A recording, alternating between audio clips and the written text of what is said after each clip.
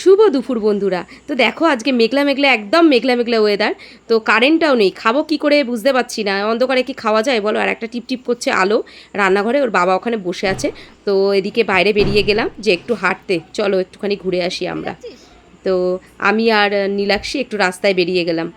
তো বাড়ির বাইরেই গেটের সামনে, আর মেঘলা ওয়েদার দেখো, ভালোই লাগছে। আর দেখো বৃষ্টি হওয়ার পরে গাছপালাগুলো কীরকম সবুজ লাগে, একদম সতেজ লাগে, কি ভালো লাগে।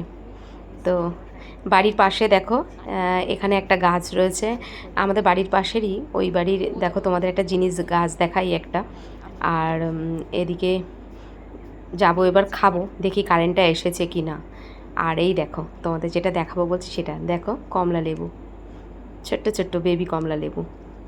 এরপর দেখো তোমাদের দেখাই বাড়ির উঠোনে কি অবস্থা, দেখো আম পড়ে পড়ে, সব পাকা পাকা আম, আর প্রত্যেকটাতেই পোকা। আর একটুখানি গাছে পাখি ঠোকর মারছে আর নিচে পড়ছে, ফেটে গিয়ে নষ্ট হয়ে যাচ্ছে। একটা আমও ভালো না। সারাদিন আম কুড়িয়ে রাখার পরে আমগুলো সব কটা যদি পোকা থাকে খাওয়া যায় বলো? কিন্তু আমগুলো কিন্তু ভীষণ টেস্ট আমাদের গাছের আমে, কিন্তু সবই এরকম পোকা হচ্ছে। তারপরে ও নীলাক্ষীকে বললাম দেখ তো এই আমটা কেমন, ও একটা করে কুড়াচ্ছে, আর দেখো সব ফাটা। তাও ওদের দরজার সামনে সব রেখে দিলাম, রান্নাঘরের দরজার সামনে রেখে গুছিয়ে রেখে দিলাম।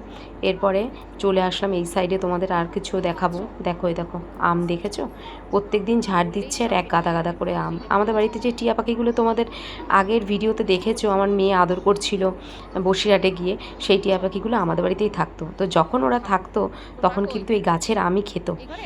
আর মানে এত সারা দিন একদম মোমো করতো, ওদের খাঁচার গায়ে পুরো গন্ধ, আর হচ্ছে মাছি ভনভন করতো শুধু পাকা আমের গন্ধে।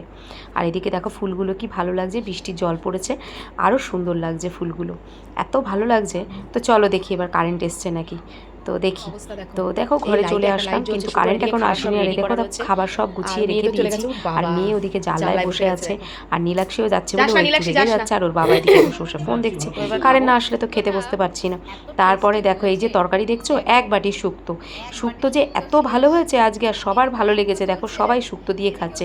আমার মেয়ে তো দুবার করে শুক্তো নিয়েছে, মানে যেহেতু শুক্তো করেছি আর হচ্ছে ছানার কোপ্তা করেছি, আর যেহেতু শনিবার ওই জন্য নিরামিষ রান্না হয়েছে।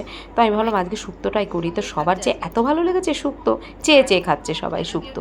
আর এই যে হচ্ছে নেক্সট তরকারি, যেটা ছানার কোপ্তা করেছিলাম। তো চলো আমরা খেয়ে দিয়ে নিয়ে একটু রেস্ট নিয়ে নিই।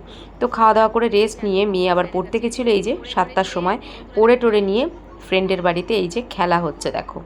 তো খেলা হচ্ছে, পড়া হয়ে গেছে। ওরা কি খেলা, উনো না কি আমি ঠিক বুঝতে পারছি না, বারবার জিজ্ঞেস করছি কী খেলাটার নাম আমার একটু বল। কি সুন্দর ওরা খেলছে, আর আমি বসে বসে ভিডিও করছি আর দেখছি যে তোরা কি খেলিস, তোদের এত ভালো লাগছে, কি খেলা। তো চলো ভিডিওটা এইটুকুনি থাকছে, যদি ভালো লেগে থাকে লাইক কমেন্ট শেয়ার করবে, আর আমার পাশে থাকবে। সবার জন্য শুভরাত্রি, টাটা বন্ধুরা, সবাই ভালো থেকো।